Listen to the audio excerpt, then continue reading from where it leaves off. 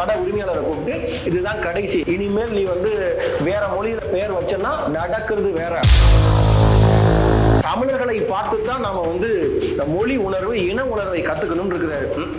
ரொம்ப வள்ளலா இருக்கும் நீங்க சொல்றத பார்த்தா. ஏன்னா ஒரு கடை கூட மாற்று மொழியில் ஆங்கிலத்திலோ தமிழிலோ கர்நாடகத்திலோ நீங்க அவ்வளவு எளிதாக பெயர் பலகைகளை நீங்க பார்த்துட முடியாது. ஏன் அப்படின்னா தமிழுக்கு நாங்கள் தான் பாதுகாவலர்கள் என்று வெற்று மார்தட்டி கொள்கின்ற இந்த திமுக ஆட்சியில் நான் உங்கள் சுடலை, இது உங்கள் பெரு நெருப்பு பரவட்டும்.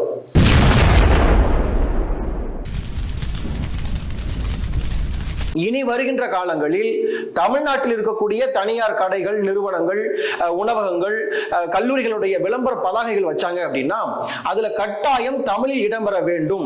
வருகின்ற மே மாதம் 15ஆம் தேதிக்கு முன்பாக இந்த பெயர் பலகைகள் எல்லாம் தமிழில் மாற்றப்பட வேண்டும், அப்படி இல்லைன்னா அபராதம் விதிக்கப்படும் என்று சொல்லி தொடர்ச்சியாக ஆட்சியர்கள் அறிவித்து வருகிறார்கள்.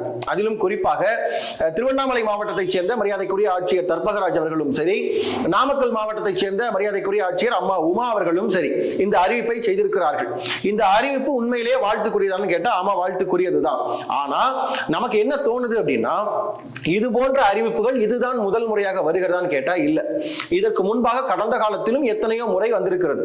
குறிப்பாக சொல்ல வேண்டும் என்று சொன்னால் போன வருஷம் 2024 ஜனவரி மாதத்துல செய்தித்துறை அமைச்சராக இருக்கக்கூடிய மரியாதைக்குரிய திரு சாமிநாதன் அவர்கள் அந்த செய்தித்துறையின் சார்பாக ஒரு அறிவிப்பை வெளியிட்டார். என்ன வெளியிட்டார்னா 2024 ஏப்ரல் மாதத்திற்கு முன்பாக தமிழ்நாட்டில் இருக்கக்கூடிய கடைகளினுடைய பெயர் பலகைகள் எல்லாம் தமிழில் மாற்றம் செய்யப்பட வேண்டும்.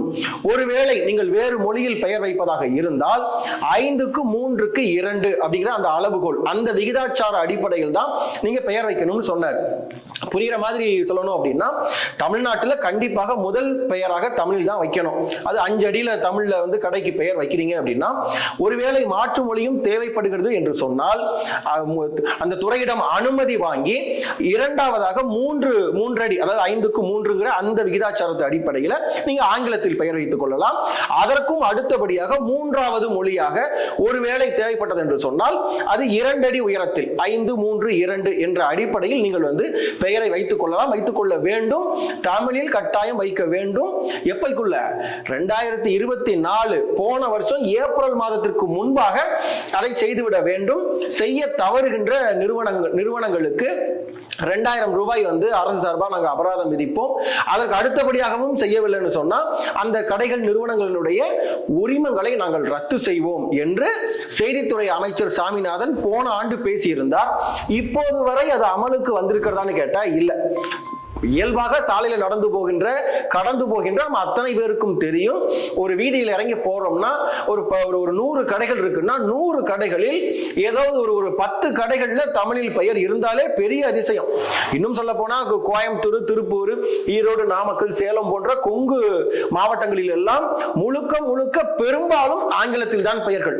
இதையிடம் கொடுமை என்னன்னு பாத்தீங்க அப்படின்னா வட மாநிலத்தை சேர்ந்த அந்த இந்திக்காரர்கள் எல்லாம் இங்கு வந்து இந்த கொங்கு மாவட்டங்களில் பெரும்பான்மையாக பல்வேறுபட்ட நிறுவனங்களை நடத்தி வருவது யாருன்னு பார்த்தா இந்திக்காரர்கள் தான். அவங்க எல்லாம் பாத்தீங்கன்னா ஆங்கிலத்தில் கூட பெயர் வைப்பதில்லை, தமிழ்ல வைக்க போறது இல்லை, ஆங்கிலத்திலும் வைப்பதில்லை, நேரடியாக இந்தியில தான் அவங்களுடைய பெயர் பலகைகள் எல்லாம் இருக்கும். அவங்களுடைய முகவரி அட்டையிலிருந்து எல்லாமே இந்தியில் தான் இருக்கும். நீங்க கடைக்குள்ள போனீங்கன்னாலும் கூட உங்ககிட்ட ரொம்ப இயல்பாகவே இந்தி கலந்த அந்த தமிழ்ல தான் பேசுவாங்க. அப்ப இப்படி இருக்கக்கூடிய சூழலில் இந்த அறிவிப்பு, இப்போது வந்திருக்கின்ற இந்த ஆட்சிகள் தந்திருக்கின்ற அறிவிப்பு என்பது வெறும் கண் துடைப்பாக நின்றுவிடக் கூடாது. அதுதான் ரொம்ப முக்கியம். மே 15 ஒரு காலக்கெடு கொடுத்திருக்காங்க. ஆனா அதை அந்த காலக்கெடுவிற்குள்ளாக அதை முறைப்படி வந்து அத்தனை கடைகளும் பெயரை மாத்திட்டாங்களா, உண்மையிலே மாற்றி இருக்கிறார்களா? அப்படி மாற்றல அப்படின்னா அதுக்கான அபராதம் விதிப்பதற்கு அந்த வேலைகள் எல்லாம் இவர்கள் செய்வார்களா, செய்து வைத்திருக்கிறார்களா என்பதுதான் கேள்வி. ஏன்னா வெறும் சட்டம் மட்டும், அரசாணை மட்டும் போட்டுவிட்டு அப்படியே கடந்து போறதுனால இங்கு எந்த மாற்றமும் நிகழ போறது இல்லை. அந்த போட்ட அரசாணை முறைப்படி இங்கு வந்து செயல்படுத்தப்படுகிறதா என்பதையும் அதை கண்காணிக்க வேண்டியதும் ஆட்சிகளுடைய கடமைதான். குறிப்பாக இப்போது ஆளுகின்ற இந்த திமுக ஆட்சி தமிழை பேசி பேசி தமிழை பற்றி பேசியே வளர்ந்து 5 முறை அதிகாரத்தில் இருக்கக்கூடிய திராவிட முன்னேற்ற கழகத்தின் ஆட்சி தமிழுக்கு நாங்கள் தான் பாதுகாவலர்கள் என்று வெற்று மார்தட்டி கொள்ளுகின்ற இந்த திமுக ஆட்சியில் 4 ஆண்டுகள் முடிந்து போனதற்கு பின்பாக ஏகப்பட்ட ஏற்கனவே பல்வேறுபட்ட வாக்குறுதிகளை தந்து செயல்படுத்தப்படாமல் இருக்கின்ற சூழலில் இந்த வாக்குறுதியும் இனிமேல் தமிழில் தான் பெயர் பலகை என்ற இந்த வாக்குறுதியும் 10-11 அட்டோட இது ஒண்ணுன்னு சொல்லி இது ஒரு ஏமாற்று வழியாக இருந்துவிடக் கூடாது. நீங்க பக்கத்து மாநிலங்களை எல்லாம் பார்க்கின்ற போது அவ்வளவு பொறாமையாக இருக்கிறது. கர்நாடகாவில் கன்னட ரட்சண வேதிகைன்னு ஒரு அமைப்பு, உலகம் முழுவதும் 60 லட்சம் கன்னடர்கள் அதுல இருக்கிறதாக அவங்க அவங்களுடைய அதிகாரப்பூர்வ இணையதள பக்கத்தில் சொல்லியிருக்கிறாங்க. அது ஒரு பக்கம் இருக்கட்டும். ஆனால் அந்த கன்னட இனத்திற்கான எந்த பிரச்சனை வந்தாலும் எந்த சிக்கல் வந்தாலும் அவ்வளவு வீரியமாக களத்தில் இருக்கக்கூடிய அமைப்பு அந்த கன்னட ரட்சண வேதிகை. அங்க கர்நாடகாவில் காங்கிரஸ் ஆட்சியில் இருந்தாலும் சரி, பாரதிய ஜனதா இருந்தாலும் சரி, அவர் எடியூரப்பா இருந்தாலும் சரி, அல்லது இப்ப டி.கே. சிவகுமார் எவர் இருந்தாலும் சரி, கர்நாடகத்தில் ஆளுங்கட்சியாக எந்த கட்சி இருந்தாலும் எவர் முதலமைச்சராக இருந்தாலும் அந்த கன்னட மண்ணில் கன்னடர்களுக்கு அவருடைய மொழிக்கோ கலாச்சாரத்திற்கோ பண்பாட்டிற்கோ அதே போல காவிரி பிரச்சனையிலோ ஏதாவது சிக்கல் என்று வந்துவிட்டால் களத்தில் இறங்கி அவ்வளவு வீரியமாக போராடுகின்ற அந்த கன்னட ரட்சண வேதிகைங்கிற அமைப்பு அந்த கர்நாடகா மாநிலத்தில், குறிப்பாக பெங்களூருவில் கிட்டத்தட்ட 1 கோடி தமிழர்கள் வாழ்வதாக சொல்லக்கூடிய அந்த கர்நாடகத்தில் தமிழர்களால் சூழப்பட்ட அந்த பெங்களூர்ல நீங்க போய் பாருங்க, பார்த்தவங்களுக்கு ஏற்கனவே தெரிஞ்சிருக்கும். ஒரு கடை கூட மாற்று மொழியில் ஆங்கிலத்திலோ தமிழிலோ கர்நாடகத்தில் நீங்க அவ்வளவு எளிதாக பெயர் பலகைகளை நீங்க பார்த்துட முடியாது. ஏன் அப்படின்னா அந்த கன்னட ரட்சண வேதிகைங்கிற அமைப்பு என்ன செய்யும்னா, மாற்று மொழியில் யாராவது கடை பலகை பெயர் பலகை வச்சுட்டாங்க அப்படின்னா விறுவிறுன்னு தார் எடுத்துட்டு போவான். போய் அவனே போவான், யார்ட்டையும் கேட்க மாட்டான், எந்த அறிவிப்பும் கொடுக்க மாட்டான். தார் எடுத்து அந்த பலகையை அழிச்சிட்டு, பெயர் பலகையை தார் பூசி அழிச்சிட்டு கடை உரிமையாளரை கூப்பிட்டு, இதுதான் கடைசி, இனிமேல் நீ வேற மொழியில பெயர் வச்சனா நடக்கிறது வேற அப்படின்னு தெளிவா எச்சரிச்சுட்டு அவன் போயிடுவான். அதை தாண்டி ஏதாவது பேசினா அங்க அடியும் வன்முறையும் தான். இதை ஏன் பதிவு செய்ய விரும்புகிறோம்னா, அந்த மாநிலத்தில் கர்நாடகா மாநிலத்தில் எவர் ஆண்டாலும் இது போல கன்னட உரிமைகளுக்காக அவருடைய தாய்மொழியாக கன்னடத்திற்காக அவர்கள் ஒரு போராட்டத்தை செய்தால், அதற்காக களத்தில் இறங்கினால் அவர்களை ஆதரிக்கின்ற, அவர்களை பாதுகாக்கின்ற ஒரு அரசாகத்தான் கர்நாடகத்தில் எந்த அரசு வந்தாலும் அப்படித்தான் இருக்கிறது. ஆனால் தமிழ்நாட்டில் அப்படியே நேர் எதிராக இருக்கிறது. இங்க தமிழ்நாட்டில் தமிழ் தேசியம் பேசுகிறவர்கள், நாம் தமிழ் கட்சியை சேர்ந்தவர்கள், அண்ணன் சீமானின் வழி நின்றவர்கள், இது போல நம்முடைய தமிழ்நாட்டிலும் இது போல இவ்வளவு பேர் மாற்று மொழியில கடை வச்சிருக்கிறாங்களே, பட்டவர்த்தனமாக இந்தியில் கடை பெயர் பலகையை வச்சிருக்காங்களே, தெலுங்கில் வைத்திருக்கிறார்களே, கன்னடத்தில் வைத்திருக்கிறார்களே, இந்த மண்ணில பொழைக்க தமிழ்நாட்டுக்குள்ள தொழில் செய்து தமிழர்களுடைய பணத்தை வாங்கி வருமானத்தை ஈட்டுகின்ற நீங்கள் ஏன் தமிழில் பெயர் பலகை வைக்கலன்னு சொல்லி நாம் தமிழ் கட்சிக்காரனோ அல்லது தமிழ் தேசியம் பேசுகிறவனோ எவனாவது போய் கேட்க முடியுமா? ஒருவேளை கேட்டோம்னா என்ன செய்வாங்க?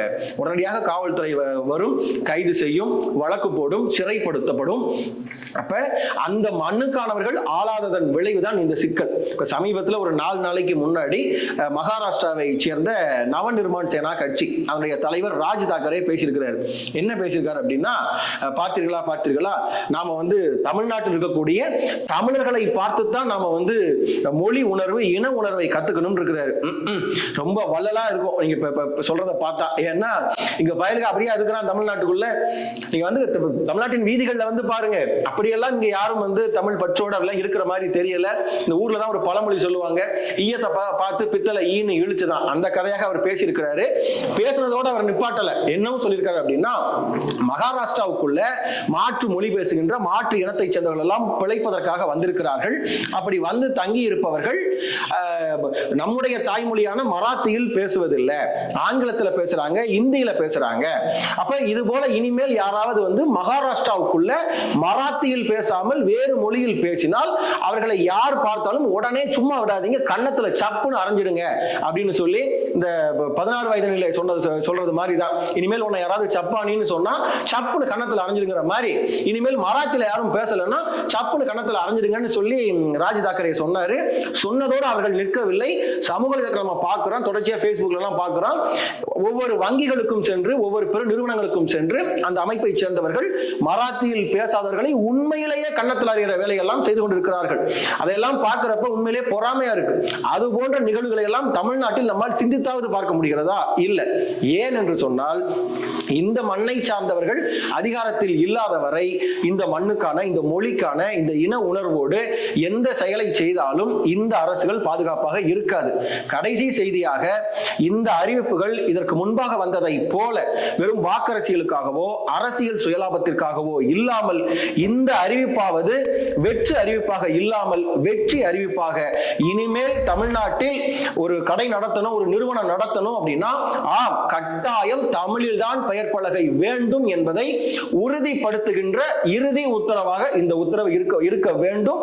அதுதான் எல்லோருடைய விருப்பம். என்றும் மக்கள் நலனில் இது உங்கள் பெரு நெருப்பு பரவட்டும்.